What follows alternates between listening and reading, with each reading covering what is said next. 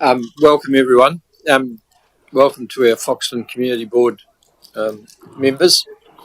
Just a reminder that this is being live streamed. It's a workshop, public workshop, so it is recorded as well. But yeah, look forward to the discussion and the focus of what we're going to do. Cheers.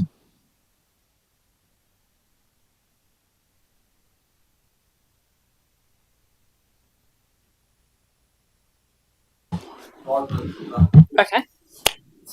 They are on their way. Okay, before we get started, I just want to set the scene a little bit. And as part of that, so the focus of this workshop centres around getting direction from you, elected members, as to the extent and the scope of any review for the Foxton Beach freeholding account. And why do we need the direction from you? So you asked us to halt the review some time ago to make sure we take a step back and we ensure that we engage with iwi. Our very early discussions with iwi and hapu indicated to us that the aspirations of iwi and hapu were much greater than any review of a policy carried out by officers could encompass. We couldn't go any further. Before we can proceed any further, we need your guidance and direction on what possibilities you want us to investigate. How do you want that investigated, and who do you want to do the investigation? We haven't come to you with options or solutions. We're coming with the background and what we have done so far. We have no suggestions for you as to where the review will go or what the review process will look like. We need you to identify to us the direction of travel you want us to take. It's important to note that this workshop represents as the very beginning of the process, which is occurring well in advance of any final decisions being made. The essence lies in plotting the course now for the subsequent phases to follow. Your direction will guide us, helping us fully engage and grasp the ins and outs of the review and what it is to cover. As you may have heard, there may have been some instances of miscommunication during the early pre-engagement stage between ourselves and iwi. We needed to be much clearer that as officers we cannot determine the direction or any more than our narrow scope that we currently have. So the main thing was coming back to you, asking for focus and understanding on what the next steps are. We want to know the direction from you for us to take and move forward. So this crucial move will mark the start of the official engagement process and the official start of the review.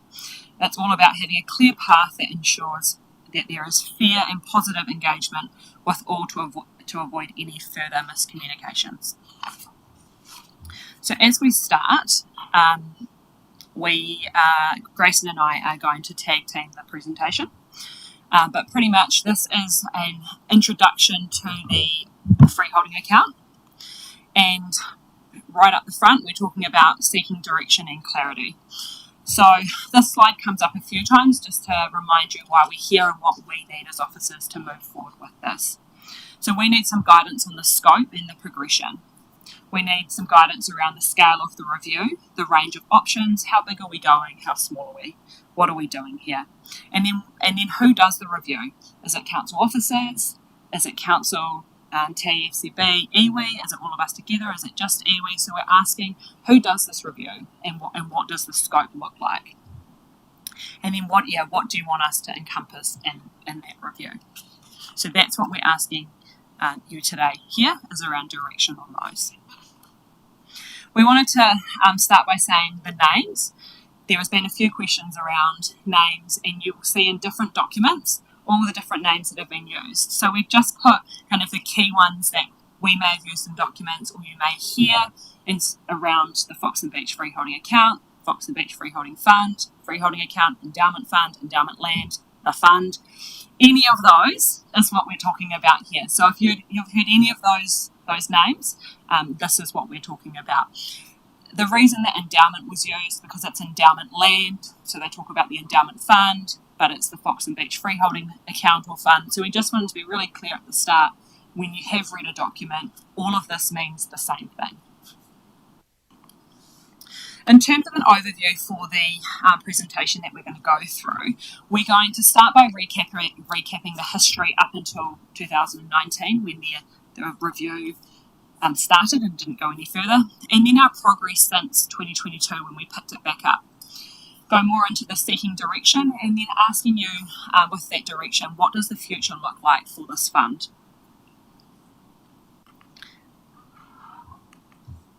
So a bit of preamble. In 2019, there was initiation of a review and there was started some consultation with then called Foxton Community Board. Some challenges arose there. The review temporarily paused. Also COVID kicked in. There are a number of other things. So that just hit pause, and in 2022, we picked it back up. We noticed that the policy needed some adjustments. There was the cap of 5 million. Were we sticking to that? That's just an example when we looked over the policy. We noted that in the initial review, there was an absence of iwi engagement. So we did start some initial kind of pre-engagement speaking with iwi. And as I said earlier, as part of those really pre-engagement discussions, we realised that the scope was expanding further than what we could do out on our own, and we needed to come back to council. So our recent undertakings, what we've done since 2022 is we've undertaken a lot of research. Some of this meant that we had to go back to the original documents, find those, go back into archives, find a document, and then find the document that was the predecessor to that, and that went back to the Manawatu County Council days. We realised that in that process of the research, accounting records have been consolidated, practices have changed, so we then needed to do some reconciliation of that. We believe that we've pieced together a cohesive picture. That picture has taken longer than we would have liked to pull together, and we acknowledge that. But we also acknowledge that we think we have a good picture, but we can't be sure that that is the full picture. It might be, it might not be. I'm sure we're missing a few things in there, but we've done the best that we can to pull all the information together to give you a really good introduction and backstory. So I've been asked to talk about the history prior to 2019, and unashamedly this first slide is rather short.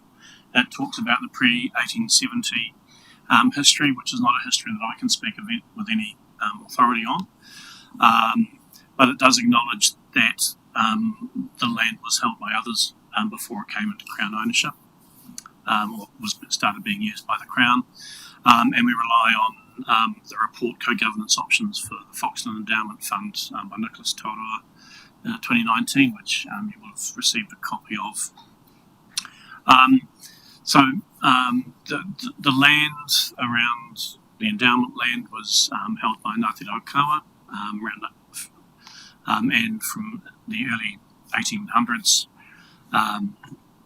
there was a period of peaceful inter-iwi relationships. From 1850s onwards, the Crown caused some tension between iwi, and there were issues around the forcing of land sales. Again, I can't speak with any great authority on any of this, and I don't pretend to, but I would point you to Nicholas's report that you've got to fill in the gaps for you. Further on down the track, we'd hope that iwi or hapu would come and talk to this themselves, but we're not at that stage yet. There is a much larger history than that, I suppose. That's one voice. I acknowledge that. Within a number of iwi in that coastline. Some with settlements already recognise their rights within that area. So I don't pretend to. Ngā mihi kia koutou. Tuatahi mi ana ki a koe I matua Trev. Mo te he pāna ki a koe te whānau I tēnei wā, ko tākoto o tātou nei whaia kei. I ngā wiki ki a hauri ake nei, so he mi ana ki a koe o te rā koutou, a rātou maha ko he atu ki te pō, matua Arthur Hinare, Whaia Hinga, Gardner, Connor, nā te whānau Doyle ki Otaki, he rā momo whānau ko wehe. So it'd be remiss for me not to firstly open up and acknowledge you, Matua Trevor, and the loss of your sister-in-law, now Auntie Kay, this week, and I just wanted to start by doing that. I don't have any comments other than that right now, but I thought it was appropriate to acknowledge you and our whānau for that loss this week. Kia ora.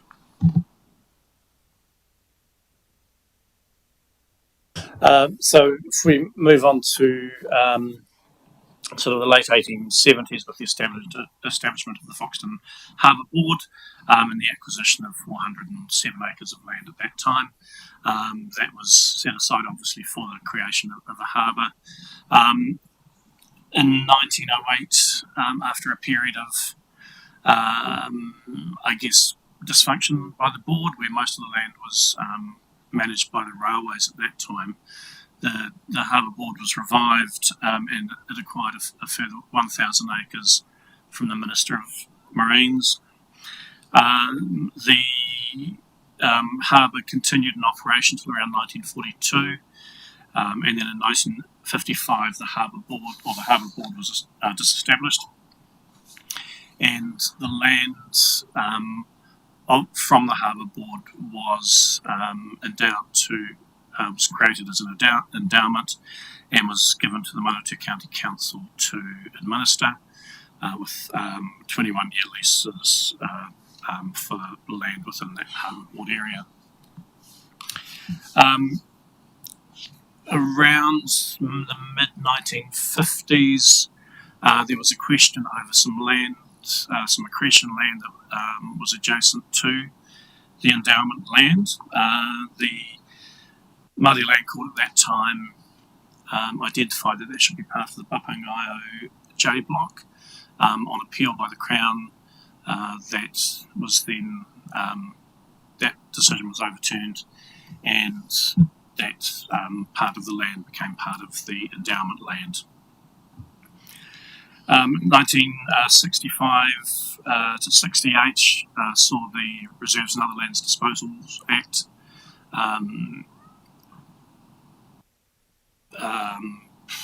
pass some various laws regarding the endowment land. The 1968 Act permitted the sale of unleased land and initiated the freehold sales to those that currently held the lease. That Act is still in effect today, and it means that if any of the current leaseholders indicate they wish to buy the land, we have to sell it to them. In 1989, Manawatu County Council ceased to exist, and this is when Horowhenua District Council became the guardian of the land.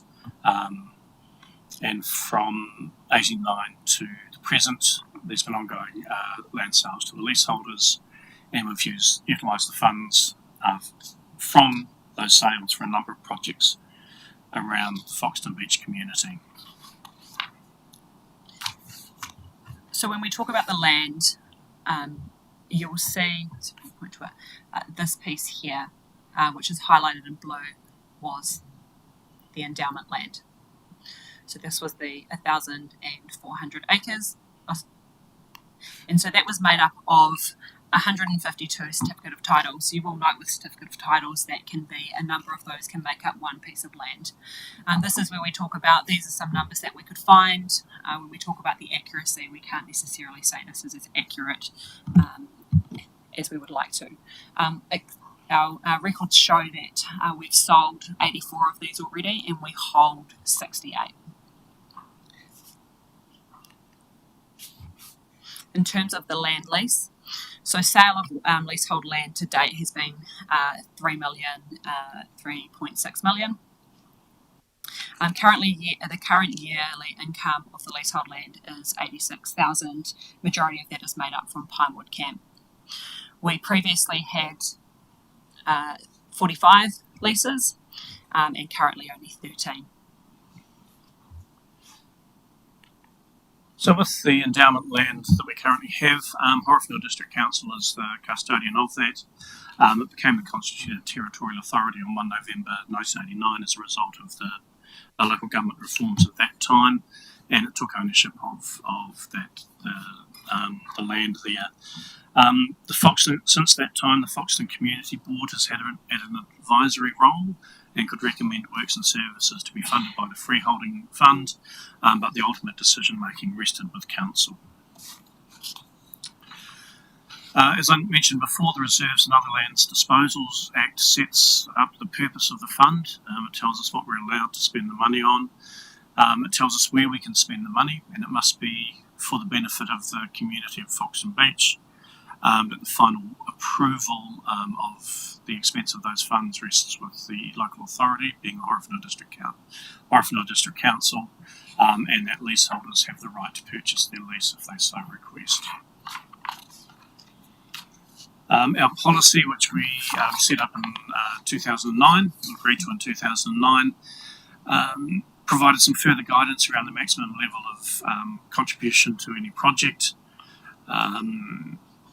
specified a minimum threshold for the fund, process on who and how to apply for the fund, the role, it formalised the advisory and advocacy role of the Foxton Community Board, which is now undertaken by Te Auho Foxton Community Board, and also a framework for prioritising the projects that applied and the funding criteria. In terms of the funding mechanism, we just wanted to highlight this part. If you have read the current policy, you would have seen around the sustainability, and it talks about over the next 10 years the fund will be built up to $5 million, and this was to be built up by council putting money into the fund. We just want to be really clear that this didn't happen, so no ratepayer funding went into here, but it does talk about it in the policy. This never actually happened. We ensured we did some research to make sure we could track back to see if there were funds going in to build it up to $5 million. This didn't happen. We just wanted to be really clear on that because it does state that in the current policy. The fund is being built up by interest. I've done a snip here. You would have seen in the pre-reading information we've sent out these. You can see here that it is made up of interest, land lease income, and also sale of land. So as I said earlier, the legislation sets out what we can spend the money on that is accumulated in the fund, and it's for enhancing services and public amenities in the Foxton Beach Township, and it's aimed at their welfare. It covers service enhancements, maintenance and repairs, and also can be used for existing services and amenities. Services include the roads, lighting, water, drainage, sewerage and other public works. Down at the bottom of that slide there you can see the actual wording from the Act, and we've, over the years, looked at what it means by public amenities and taken a bit of a broader view on what can be covered. Within the policy, it further details what we would spend, what and where we would spend money. It would be in the Kiri ward, that it shouldn't be used as the default fund for activities or developments within the Foxton area. That being that, the first call should be the long-term plan, and the council shouldn't look to the fund as a primary funder. It's aimed at the inhabitants of Foxton Beach and looking at their social, environmental, cultural and economic well-being, and it's used primarily for capital works, well, exclusively for capital works, and targeting existing and future infrastructure. Here's a not exhaustive list, but of what we've used the fund on since 1989, from subdivisions to the aquatic centre, water bores, landscaping, protection works, drainage, a number of very different things that all benefit the Foxton Beach community. And the current fund level as at the 30th of June 2023, the actual was $5 million and 27,000. But one of the things that doesn't encompass is some of the recent decisions of council around expenditure from the fund. So we have the 500,000 for the Foxton pool upgrade. That isn't reflected in those figures yet. And the Foxton wharf, the recent. Was that included in there? Not sure. No, the recent agreement to fund the repairs of Foxton wharf is also not included there as of yet.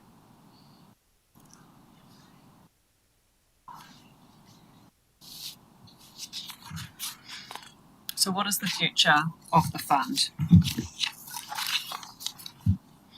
So as we go through the next couple of slides, we want you to think about these questions. So what do you see as the long-term aspiration for the fund? What outcomes do you want to see? Do the funds and associated assets need to continue in their current form? What role do iwi and hapu play in the process? And what are our treaty obligations? So in terms of scope, what we're looking at here is, and we're asking for direction, is what do we want to get from the review? How big is the scope, and what is your aspirations? As we said when we met with iwi and hapu, their aspirations were a lot bigger than what we could do as officers, so we needed to come back and get directions.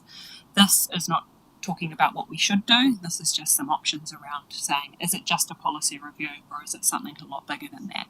So we are seeking direction from you around what is the scope, and then in particular around the review, who's leading the review? Is it iwi? Is it joint? Is it just HDC and TAFCB?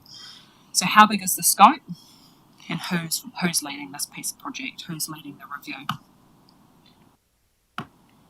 And then depending on those, the costs and the timeline. So the cost associated with the review, will these come out of the freeholding account? The assumption of professional services costs, which would include iwi advice, is that to be funded from the fund? So the scope, depending on the scope, that will depend on the likelihood of the costs. And then depending on the option or the scope, that will depend on the timeline, weeks, months, or years. So I want to just jump back to the clarity around that we're asking. So what is the scale of the review? Who's leading that review? What does the scope look like?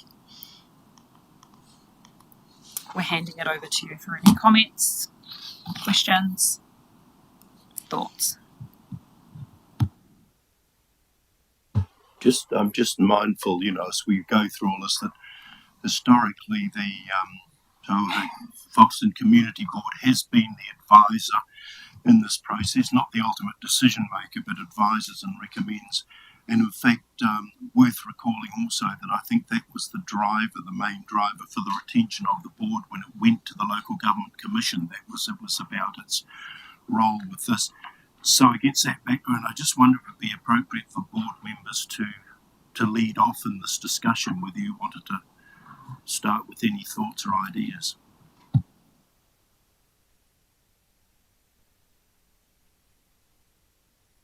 You're the boss, you're leading. I would just like to start off to say that I think that the value of the Foxton Beach Fund is a very important thing to the residents of Foxton and Foxton Beach, and we need to protect it as much as we can on the way through. It's been very useful and will continue to be useful. But from the historical point of view, there are some interesting things which I'd like to cover at a later stage. Meanwhile, I'd like David to talk to it because he's done much more research and has much more experience in the area than I have. Okay, thank you. The review was done by the community board with input from, at that time, was the Beach Progressive Association. We took it to them, asked them for their input because they felt that they were a community group made up from the beach and that they should have a say. So we did. There were some review parts changed in it. I think it should be led by the board, and I think this thing, I've been on it even when I was chairman in 2019, and brought it up, and it sort of stalled and stalled, and we had all the reasons why, we were given all the excuses why it stalled. It should have been reviewed and should have been brought to the people of the beach by now, before now. So, to me, I think we're actually making a bigger thing out of it than what it needs to be. The review had been done. We'd done it. We'd taken it, looked at it. Council have actually approved the review, and then we were to take it to the beach, and then it got held up for different reasons. And if we look at iwi coming into this, iwi came to the community board in November and said they would like to have an input in it. And we said, yes, we'd like to meet with them. Well, here we are now, August, and they haven't come back to the board. We haven't met with iwi. Iwi had not come back to the board, and I think that was disappointing. And then we got here, and we're looking at the whole review, but they wanted to talk to the board about it. And that hasn't happened, and that is disappointing, because we made the effort to make a sit down with them and we'd talk to them. So, David, sorry to interrupt. I just want to emphasise and clarify that it's not been iwi that haven't chosen to come back to the community board. Community board and council have asked for us to lead a review with greater involvement from iwi hapu, but we've not got out of the starting gates in terms of getting clear mandate from council on what that process looks like. I have absolute confidence that if iwi and hapu were invited to the board to speak again about the review of the freeholding account, they would be there. Yeah. All right, I'll take that on board then. Yeah. Yeah, so to me, I still believe it's a board responsibility to put this policy in the review, take it to the community at the beach, and then they bring it back to council. And that's, I think, should have been the process that should have happened. Oh, listen.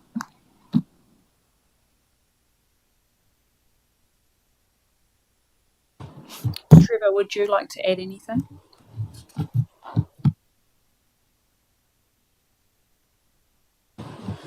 I'm still in the stage of trying to understand a little bit about the whole process. I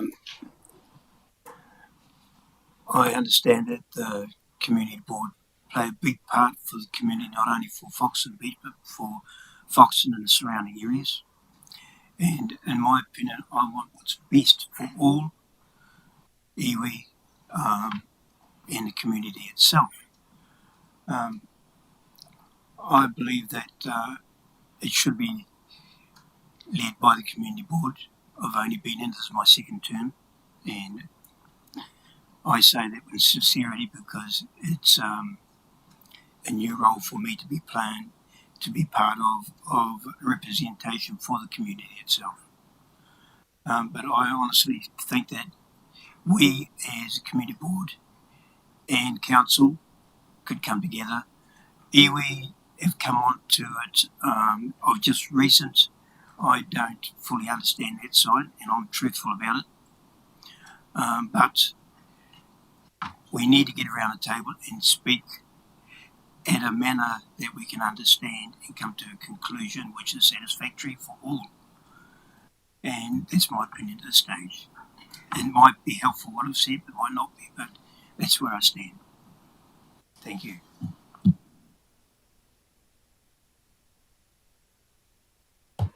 So clear message then, I think, from the board that the board would see it's having a role in leading the process. I guess my next question is about what that process would look like, and I don't want to put you on the spot tonight, but just in broad terms, what would consultation look like with the community, and would you see a special place for iwi in that process? I think we have to address the elephant in the room, quite frankly, about iwi involvement in the fund itself. I believe that iwi are entitled to be involved in the fund as much as they are as part of the community, because it's a community fund, and it's the aspect. Now, whatever discussion they have about land ownership, that's between them and the Crown, not between them and HDC or the community or the Foxton Beach Freeholding Fund, because the land was bought from the iwi and was apportioned to the community, to the Harbour Board by the Crown, and then to council, and then back to HDC. That was the procedure on the way through. The land was bought by the Crown, let me get the date here, in 1859, right? The Diabahal block was bought in 1859, and every dealing from then on was with the Crown. And so that does not, so what happens to the fund is not really a direct conversation with iwi. Very welcome to be involved as members of the community. That's fine. Total support for that. So I think two separate things, in my view. This is about the freeholding account and the development of the policy, isn't it? And how we continue to develop this policy to bring it to modern day, I guess where we sit modern day, because it was done some time ago, and we've identified quite some time ago that it's no longer fit for purpose. So if we think about the earlier discussion that the community board members went in the room about around the LTP, to me the principles are the same. It's part of that engagement strategy. So if we're developing a new policy around how we're going to continue to manage the freeholding account, endowment fund, whatever you've got, absolutely we should be involved in those discussions along the same lines as we just talked about with the LTP, with our cultural advisor, whatever term that ends up being, to work alongside council, led by and I agree with David, led by the community board, but with our new partners as part of that, big part of that conversation. I think the land is we move into treaty settlement processes where we go down that track. This is about policy. This is about the policy and and I think we need to initially narrow the scope just to say we're trying to nail this policy, and out of that will come outcomes and guidance to other conversations. So do involve. If we go back 2 or 3 slides, the circles. Ash, next one. This one, yeah, absolutely. So absolutely led by the community board, in my view, supported by council, because Councillor Allen's right. In the last 2 times the community board has been challenged in representation review. The main crux of why the community board was retained was management and governance of this fund, on behalf of the community to council, and that still stands. So yes, community board, yes, council, and absolutely yes, iwi. But we have elected 2 Maori Ward members who obviously need to be a big part of that conversation as well, alongside a cultural advisor or whatever we end up with, potentially to assist those conversations.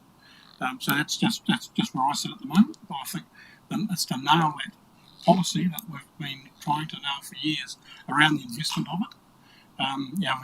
Investing the funds of it, which was the main, I think, driver for the policy to be reviewed a few years ago, but also fit for purpose now, because we know the scope of the usage of the funds changed somewhat, not just infrastructure, but a lot of community support, as we've seen with the wharf, with certainly community centre, the bowling club, and that's stretching the policy as it is. We know that. So that's always been the driver of this policy, and I think that needs to remain the number one driver. Can I make a comment? Oh, sorry. Go on. Sorry, I was just going to, I suppose just a couple of points of clarity really around it it's got nothing to do with iwi. I think the issue that's been brought is more around hapu and owners of Papangawa J. That's the issue. So it's got nothing to do with iwi. And the second issue is that it's actually about they were forced to sell their land. They didn't offer to sell their land. They were forced to sell their land, and not all the recipients or the landowners were privy to receiving the benefit of the sale. So there's 2 points of clarity first and foremost. I think in I suppose the only thing I really want to say right now is that it's about understanding the history as council, understanding what's occurred, and then there's a couple of things. It's about, one, doing the right thing. We can choose to go down legal paths and treaty processes and all those horrible things, or we can just understand our history and try and correct it without all of that. So I'm really humbled and glad to hear, John, that they really want to have iwi sitting beside them, or I shouldn't say iwi, I should say those that need to be there, having the conversation and being a part of this process as it goes forward. I think it's crucial actually that they're there at the very beginning with all parties, so that it is open, transparent, and everyone can share and reflect about what they understand or don't understand. There's a bit of a history and a knowledge lesson here for everyone to uptake. When I look through the list of projects and things that we do, I don't see any real, I hate even saying it like this, but a lot of the things I see in there, Pākehā businesses getting this, contractors get this. I don't see many Māori outcomes in here, and you can't even tell me that they live in the community, because actually a lot of them don't, because they were displaced through this process. So we can't actually say that we're benefiting Māori. And then the other thing I struggle with is that we have these policies and rules, but we continue to break them. And, to sit here and have it clearly articulated that this was for the Foxton Beach community, yet here we are, giving money to the Foxton pool. Here we are giving money to other things. They actually take away from what the whole purpose of the policy was for.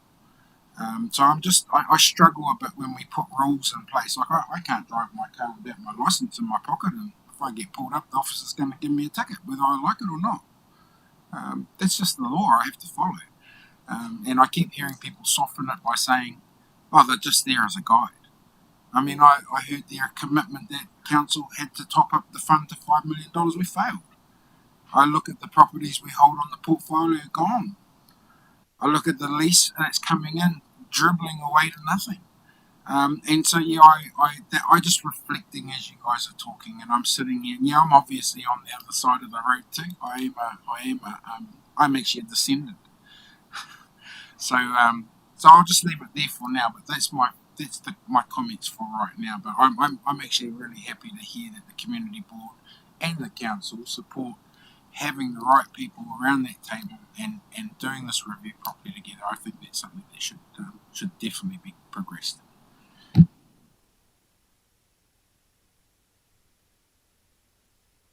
All right, I've got to take a little bit of offence to some of those statements, because I've been on the board since it was creation, and we've made decisions, and I'll stand by every decision we've made on the community board regarding the fund. Anybody could apply for it, iwi or anyone. If the project was stood up, it could receive funding. To say that iwi have none of these funds benefit none of these projects benefit iwi is totally wrong. It benefits all ratepayers, whether you live there. If you're a ratepayer at Foxton Beach, then it benefits the ratepayers. And it benefits the district council, because we put something like 80,000, get us up to 90,000 on the budget for administration. So, quite frankly, and I've asked a question from different CEOs, not this one, but other CEOs, how do they justify the cost? Why? And $90,000 to administrate $5 million, and most of it's invested in council, is not a lot of paperwork. So you do have to ask where it goes. So we're propping up the council. The other side of the coin, we prop up the council, we have done on roading projects, Seabury Avenue. Most of that was done 50-50 between council and the Freehold fund. We did Bond Street, because Trends had come along and said we got to spare $500,000.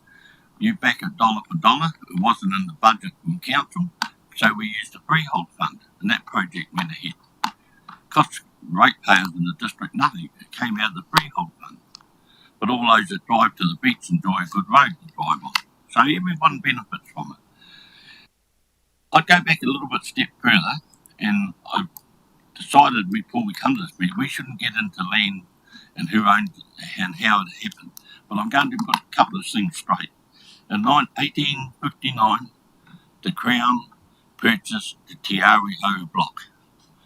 And it's documented, and it's been documented again. I just read today on a brief sent to us on the Te Awaho block. And the Te Awaho block went from the sea to the river in the east, which is Shannon, Foxton in the south, and Himatangi in the north. And that is the whole Te Awaho block. And that was purchased by the Crown. The Crown put aside land for the Harbour Board, which is Crown land used by the Harbour Board so they could make some money to run the harbour. That was the context of it. Yes, the Harbour Board ceased to exist in the 50s. The Crown approached the Manawatu District Council, and I correct Grayson there, it wasn't gifted to the Manawatu County, it was purchased by the Manawatu County for $40,000. The freehold land, the Harbour Board land, not the freehold, the Harbour Board land, which then got the title of the freehold land. The comment made about the Papamoa block was purchased, yes, it went back to iwi ownership because it was the Crown, the court had said that it's their land. The Crown purchased it for £20,000, it's documented. So that became all one block which the Manawatu County Council owned. The Manawatu County Council had purchased, paid for it. This council inherited it under amalgamation. So to me, the issue of the land and the ownership should be sorted out by the Treaty of Waitangi or the Treaty Settlement people, not this council or anybody else, because it's just too complicated. If the Crown didn't pay enough money for the land, that's the Crown's problem. What facts sit in front of us now is how this council came to be the owners of the freehold land and the freehold account. So I think it's there and it has been used. Yes, maybe the $5 million mark we set up when we set the policy up, and we did set that target. And yes, it has been, for a better word, twinked, I suppose.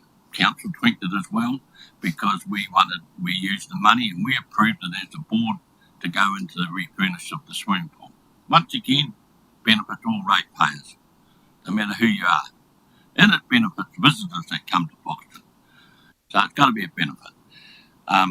Outside of the beach, we have always been conscious of making that decision that it has to be for the benefit of the beach community. So the swimming pool, I have no problem. I voted in favour of it. I voted in favour the first time round. I voted in favour of putting money in the library. And I voted in favour of putting money into the medical centre because they benefit the beach people.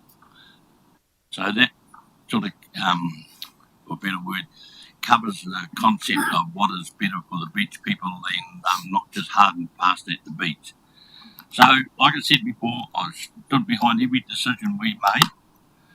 I have another question for everybody, or even staff, or even councillors. If you've been through the draft policy, to me, point out what's wrong with the draft policy, and that can be talked about. But to go out and we want to start a whole new thing, I mean, I thought that the policy, and we had in place different things in it, what we were doing with it, where we go with it, we seek financial advice where required. All these things have been addressed.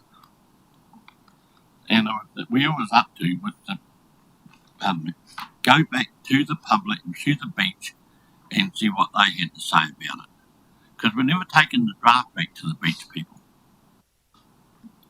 Because we had to sign it off, get it signed off, and get up to that point, and we could never get the staff to set up a date why we didn't get back to the beach, take it to the beach community.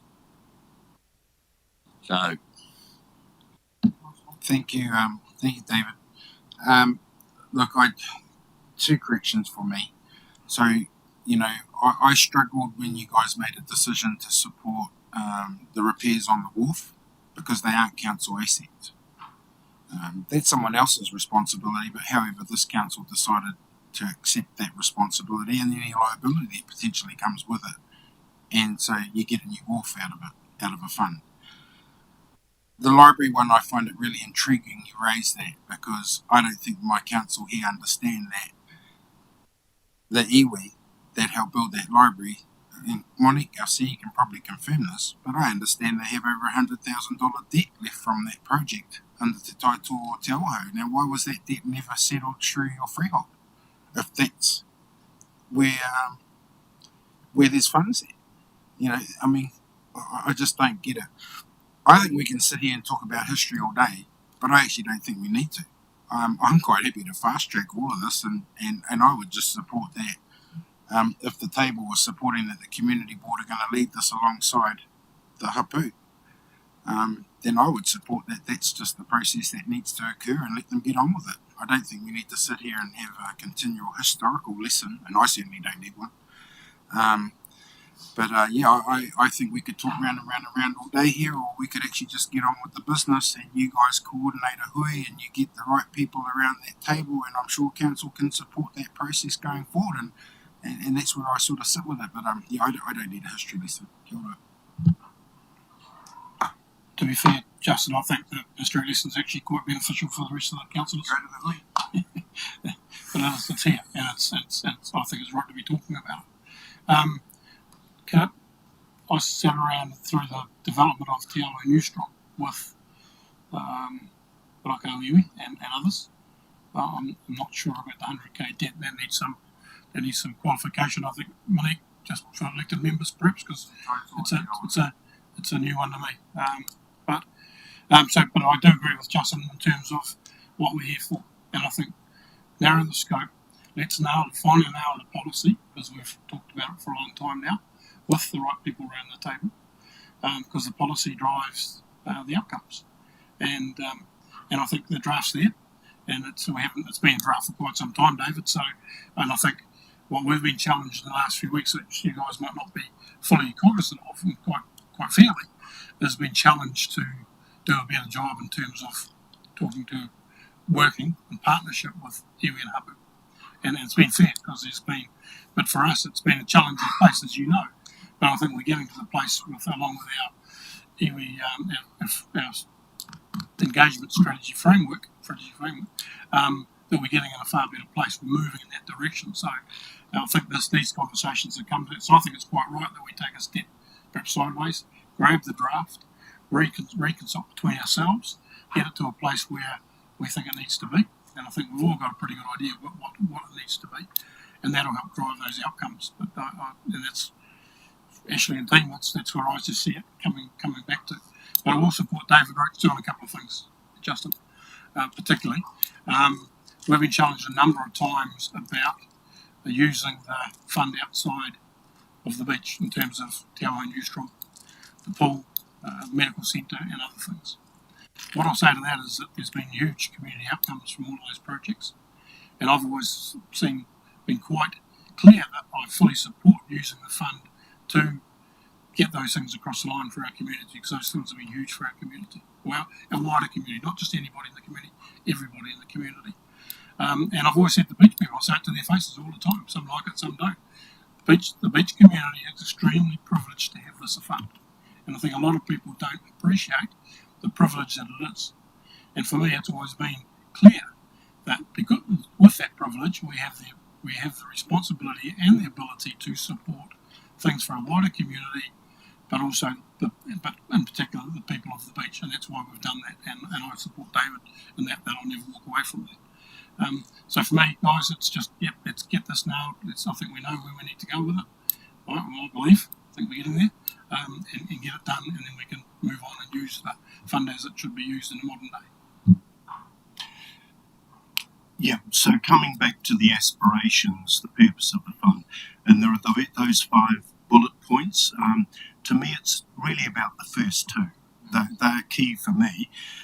So in terms of the long-term aspiration, one of the things I think we need to consider, and I just need to check in with the team here about legalities here, but under the Rolled Act, I assume that it is possible for Council to give full delegation to the Community Board for the expenditure of the funds. Is there anything in the Act which prohibits that?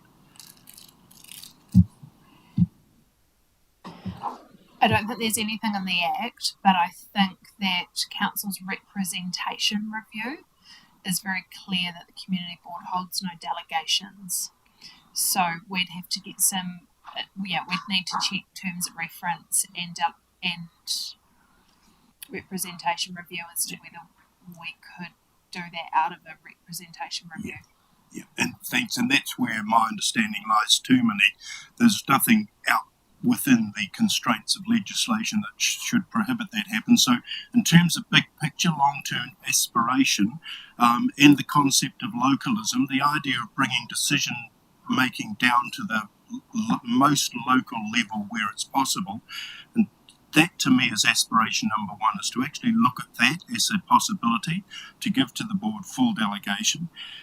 The second aspiration for me is that the fund continue in perpetuity, about saying this fund is as Ross and Councillor Brannigan says, a real gift to the people of the beach, and that we need to look after it in perpetuity, but recognise that the policy which guides that fund is a living document which does need constant review to keep its relevance. In terms then, so those are my two aspirations. In terms of outcome, to me it's really important, and this is apropos of some cross-table thinking that's happened in the last half hour or so, that we have a full understanding of the history of this fund, that we understand that there are very different optics around the history of this fund. Nicholas Turo's paper is a very important read for another point of view on this. So I think that needs to be front and centre in terms of any review process. In terms of the outcome, fully support it should be done by the Community Board. I think that's for all reasons about localism and so on that I've said about keeping the fund and keeping it going. I think it's also appropriate that the board shows leadership in this, but that leadership has to take into account the fact that there is more than one history to this fund, and that has to be part of the conversation too. So I'll leave it at that. I agree with the policy needing to be re-looked at and expanded, particularly to take on the social and cultural aspects of things as well. If you're proposing that it lives in perpetuity with the FCB, then I think that absolutely opens up the discussion around whether there needs to be Hapu-appointed representation within the Foxton Community Board, if that's where it's going to be, or very well have a discussion that goes down the appropriate road of what does co-governance of this particular fund moving forward, just from a sustainability perspective as well, because there's no guarantee in local government that there'll be Horowhenua District Council, and there's no guarantee that there'll continue to be a Foxton Community Board. So I think when we're thinking about perpetuity, then actually we need to think about the sustainability of that fund from what is the appropriate and modern ownership or custodian for this particular fund, so that it can continue to support the Foxton Beach community representatives as in the same manner as it has since the fund was formed back in 1965 under the Act. And I think that now's probably a really good time to begin exploring what that could look like. It may not be the end to where it is at, but I think the conversation needs to start, in the review process should be wide enough within scope to actually be beginning those conversations.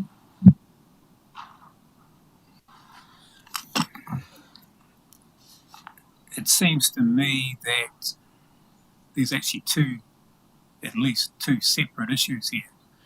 You've got the fund and what it's used for, and what a review of that and who administers it and who makes those decisions as part of a review is one thing. But then over here you've got this whole thing of co-governance, which I think is an entirely separate issue that I don't think it's actually reasonable to try and determine that. Given the nature of the land, it's freehold land, then it's a matter between the Crown and iwi to determine, in my view.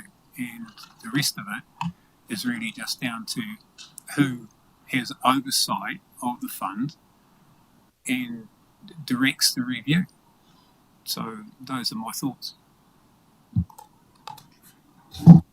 Okay, if I just kind of wrap up what I've heard. So I've heard the majority of people are thinking that it is going to be led by the community board in conjunction with hapu.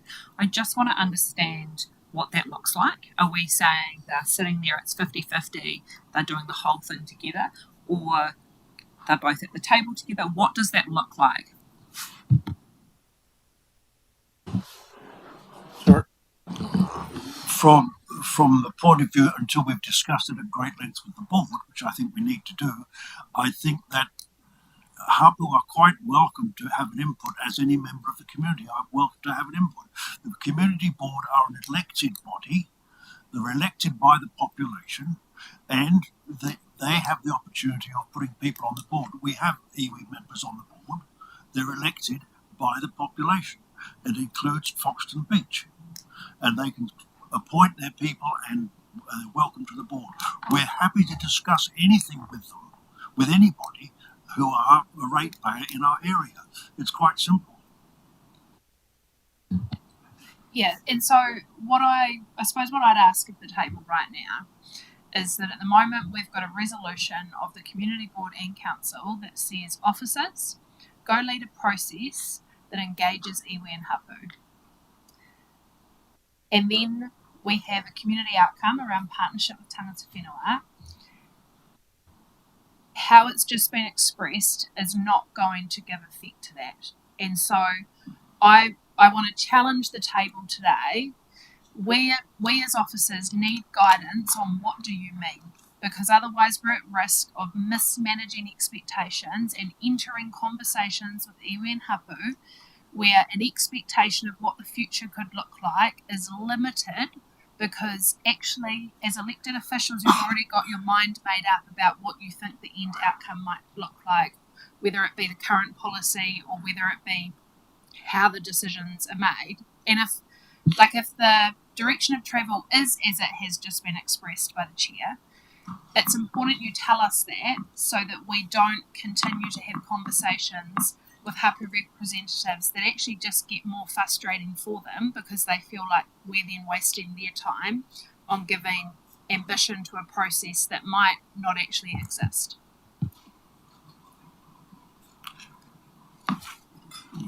Yeah, look, the conversation needs to include hapu and iwi, ideally in equal number around the discussion around what that looks like, and failing that, then I would probably delegate that the Foxton Community Board lead it in conjunction with our Maori Ward councillors and our Foxton-based councillors to be involved in that discussion from there. And that would be my view in line with the issues that we're talking about. Talk words out of my mouth, exactly that. When we say led by the community board, it's a community board environment, community board role, supported by Maori Ward councillors, Kerikeri Ward councillors, community board, and I'll probably make, I'm thinking straight away, a workshop at the Aoha News Drum where we roll this thing out and we go back to the tin tax. This is the draft. This is where we're at. Let's nail it together. Have the conversations. There'll be things we're going to end up disagreeing on, no doubt. And there's things that will go into the draft, the final draft, that not everyone will think is enough.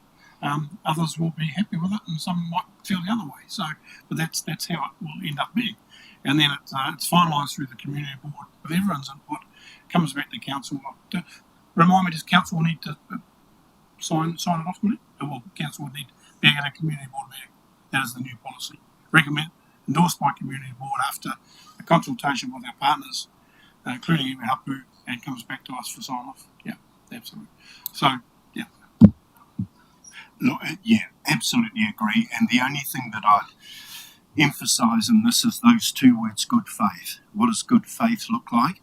So I think it's really important in this process that we start with the question to Hapu, which is, what does this review look like for you? What would you want from this review? So I think it's really important that we start with questions, not propositions, for want of a better phrase.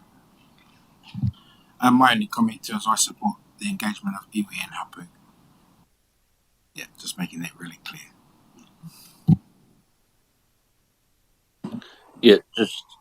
I support what Mr. Brannigan has just said, and that's actually what we said. Because I moved the motion in the November board meeting that we will sit down and talk with iwi. I was happy to, and I said that. So that's where we go. I take the CEO's comment that we asked the officers to look at in a board of review, but sitting down with them, talking to them first, see where we're going to go, what is going to be the outcome from there. The only other thing I do just have to add to Mr. Brannigan's comment goes to the board. In iwi, we can have this discussion. It must go to the beach people, then come to council if we signed off. The beach people still have to have an input into it. Take the policy after we reviewed it to a public meeting at the beach. If they approve of it, because they've got to have an input into it, they're ratepayers like everybody else. And then if they approve it, then it comes to council and it can be signed off. I think that's so if I could just so the correct process in order for council to meet its significance and engagement policy and Māori contribution to decision making policy is the policy, assuming that a policy comes out of this work, because that's part of what I suppose we're trying to test today is what is the appetite, because everyone's making an assumption it's a policy. It might not be. So whatever comes out of this work, it would go to a formal Te Awaho Foxton Community Board meeting for the board to then recommend to council. Council would then, in principle, adopt for consultation. It would then go out for consultation, and then it would go back to the community board to receive and hear feedback and then make final recommendations to council, council being the final decision maker. So it's the same process you outlined, David. It's just adding in that bit that before it goes out for consultation, it needs to come back to the council table.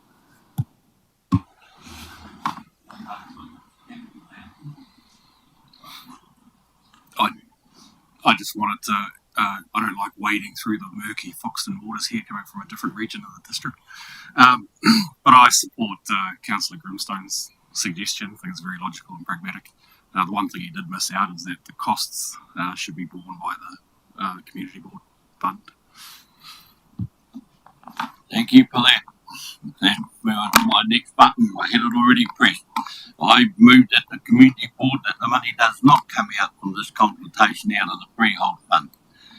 Council take enough money now. They take $90,000 in the budget, and there's more than adequate money there to cover this review. If you set up and I made it quite clear, you set up an open account, then you'll suck up my money from the freehold account. So I am totally against it, and if you want to carry this review further and the cost of it, then bear it from out of your own money that you get from us, not a separate charge. All right? Let the hui have the hui and let them have a discussion as a collective and about how they may need to progress that, because I'm certainly not entertaining people taking more time out. And, council have provided a lot of resource putting a lot of this historical stuff together, and there's others like Nick Tudor's report that have been done off their own back. So while I hear you, David, let that be a decision when the time comes. I don't think it's one that could be a recommendation that does come back here in time anyway. But I don't think it's for you to preempt. And just a note of caution during the presentation, what can the money be spent on under legislation? And I don't think consultation and so on sits comfortably within the reasons to expend the money. So it is a conversation for later on, but I think it's against the spirit of the legislation, if not the letter of the law. That It's just a guide. Yeah. Well, legislation is a very strong guide, yeah. Anyway, it's a discussion for later. I'm sure it'll affect the well-being of the beach community. Sounds like a good spend. Making sure you have good governance processes in place through a robust consultative process. I just asked the question as well from a general ratepayer perspective. Should the residents of Oho or Levin or other areas be paying for the review which benefits the Fox? So that's just to be devil's advocate in terms of the question that when you answer that question in terms of the Foxton Beach freeholding account and where funding should come from, is that consideration of who should pay and who benefits is important to consider from both sides. Gee, that opens up a can of worms. Eh? You can't have it both ways. You know, it's either the money spent in Foxton, then Foxton pays for the review, or we're all in this together. You can't have it both ways, I don't think. So in terms of, just to clarify from that perspective then, in terms of what we do moving forward, if we were to set up a hui in a few weeks' time or a month's time, we would have the Foxton Beach Community Board, we'd have members of, the Community Board, we would have Māori ward councillors represented as well, and then we would also have hapu representatives equally sitting at the table.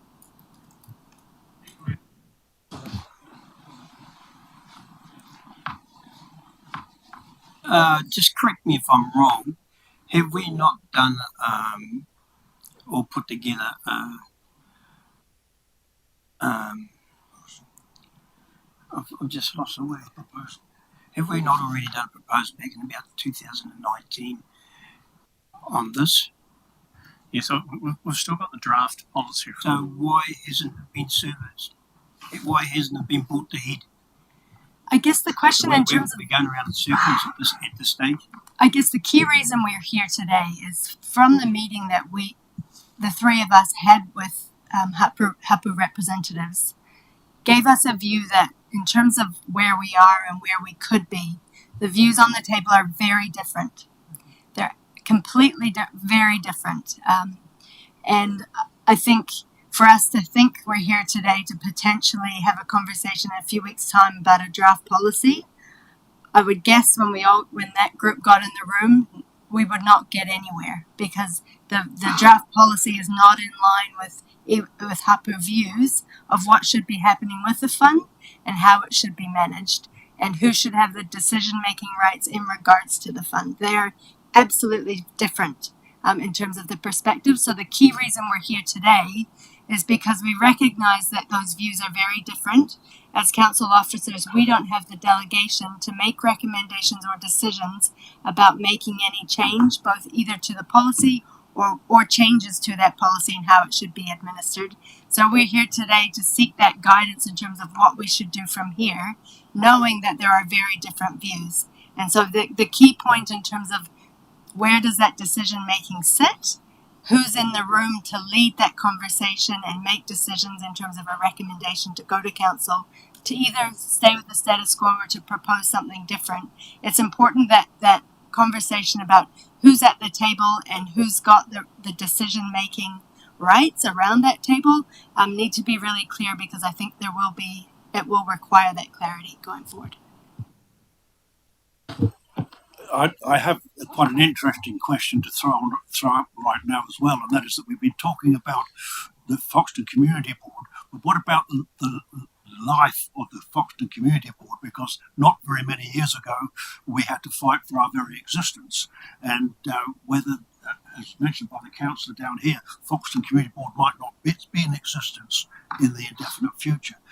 That needs to be answered, because if you're going to put the control or information of the fund to an organisation, is that organisation going to be there. Because if we can decide at this stage that we're going to let the Foxton Community Board handle the fund with more strength than it does right now, and the Foxton Community Board disappears, what happens then? It's an interesting one. Longevity of the Community Board. Well, yeah, but the simple answer is that's a separate process through the representation review, so there are no guarantees any more than there are about the number of councillors that sit around the table and those other issues which are dealt with through that process. So our decision or our guidance today is based on the assumption in the meantime that the board continues. Okay. So basically we're actually going to work as from today on the situation that we are in today. Thank you. I think the other question should come out of this review of the policy is, what is the life of the freeholding fund? And that's a question that has to be asked, because we are running out of freeholding properties. We've got Darwick Street land as freeholding land. We've got Kilmaster Block. I think there's other bits and pieces.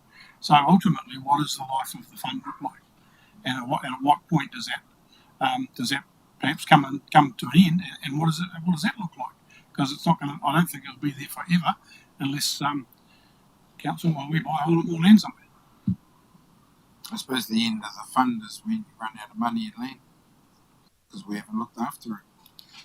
Or through your review, there's a different mechanism being considered.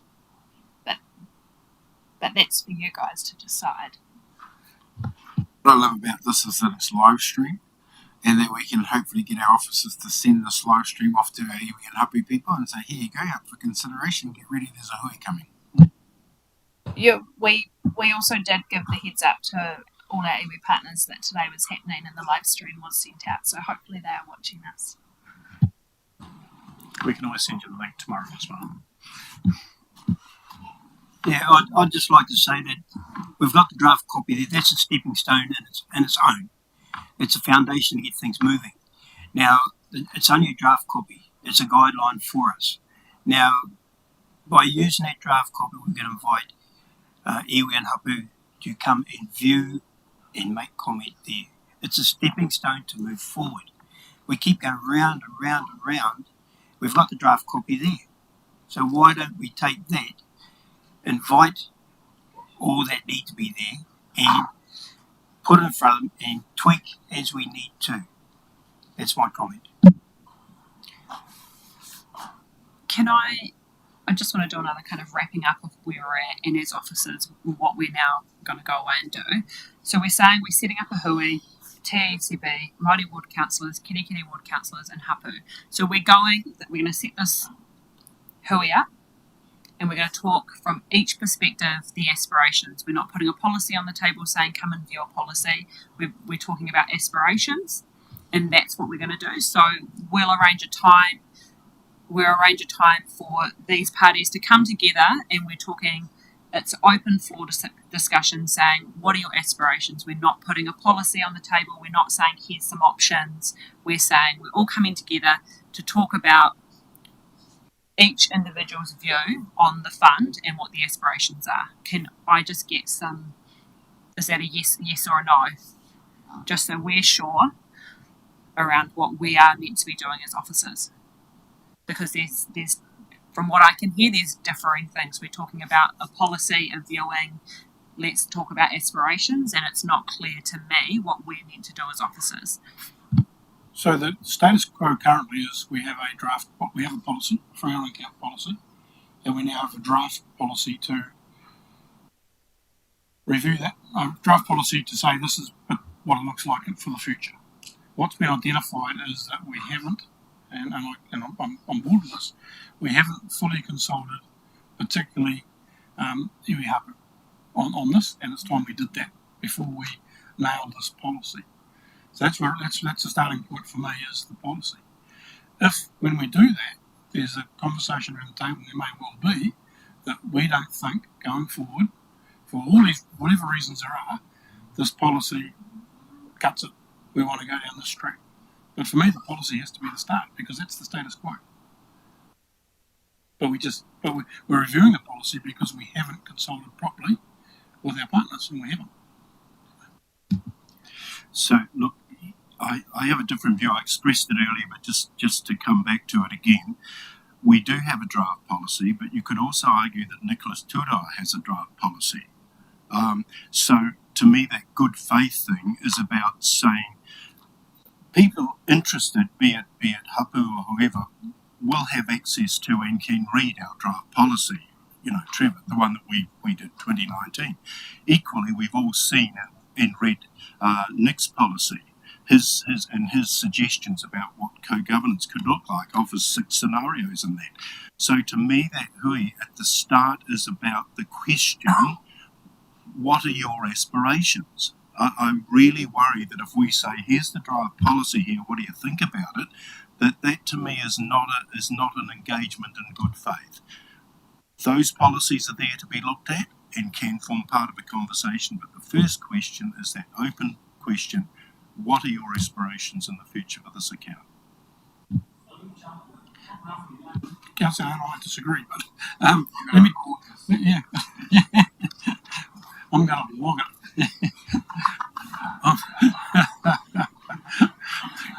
I've just logged it. So let me challenge that. Where Councillor Allen has the mandate for that come from? It certainly hasn't come from the community board. And I know Nicholas Turoa, I've read it, and I get it. But that has to come as part of, for me, the policy is still the status quo. That's what we've been working on for years. I don't think there's a mandate from the community board, particularly all the community, to divert from that. But when Nicholas or whoever the representatives are bring that to us, and I'm sure they will, that's when surely we have that conversation. I don't see it as a starting point. So, community board, that's the mandate, surely. So quick answer, that policy exists and you are quite right. But we were talking about the draft policy before, the 2019 draft policy, and should that form the basis of that first discussion? And my answer to that is no, because that doesn't have any current status any more than does Nick Turoa's paper, for example. So it really is, my concern is about putting in front of particularly Hapu a draft policy and saying, what do you think about that, rather than tell us your aspirations for a start. And things will unfold as a result of that. Yes.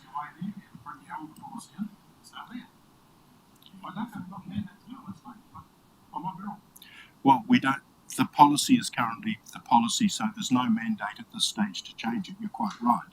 But this is about the future. The heading is aspirations. It's about the future. So in the meantime, correct, Councillor Brannigan, the policy does remain and has status, but this is a discussion about moving forward. So I've said my piece, I'll shut up.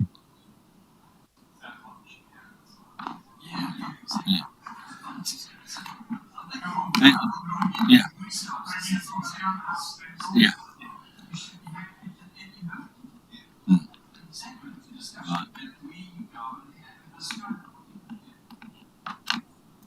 It sounds like we will set up the hui, and then we'll have the conversation from there with equal discussion around the table. We'll just pass it over to the last point here. All right, thank you.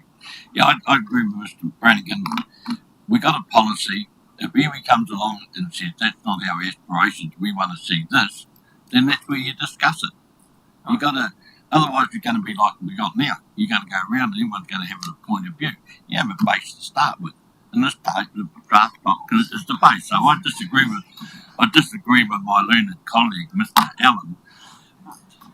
But the other thing I would like to add, there was a review done on the beach freeholding account by Dennis Cole, for councillors back in 1991.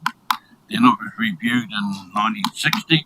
I would suggest, and I did say it at the community board, that council make it available to the board members. So I'm going to say it, they should make it available to the councillors so you get an update.